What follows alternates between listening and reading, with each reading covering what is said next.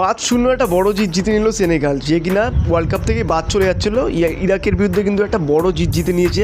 তার ফলে কিন্তু ওদের এখন 3 পয়েন্ট, আর থার্ড প্লেস টিমগুলোর মধ্যে কিন্তু ওদের এখন পজিশন 5-এ।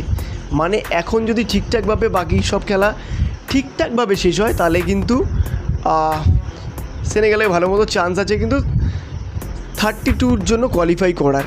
আর সবশেষে যেইটা কিন্তু দেখার মতো ছিল আজকে, কিন্তু আমরা আশা করেছিলাম যে সাদিও মানে হয়তো এতগুলোর মধ্যে একটা গোল করবে, বাট গোল তো পরের কথা।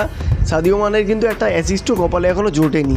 যাই হোক, আমরা জানি সাদিও মানে কী করতে পারে, কারণ সেনেগালের জন্য কিন্তু এর আগে বড় বড় ম্যাচ খেলেছে, ইভেন অ্যাফকনটাও জিতেছিল পরবর্তীকালে। যাই হোক, সেটা চ্যাম্পিয়ন কিন্তু মরক্কোয় শেষমেশ হয় কাগজে কলমে। যাই হোক, দেখার বিষয় এখনও পর্যন্ত সেনেগাল এরপর যদি রাউন্ড অফ 32-র জন্য কোয়ালিফাই হয় তাহলে কি খেলাটা দেয়, কারণ মোড়ে বেচে কোনো মতে যে টিম ওঠে সেই টিম কিন্তু পরবর্তীকালে অনেক টিমগুলোকে জ্বালায়।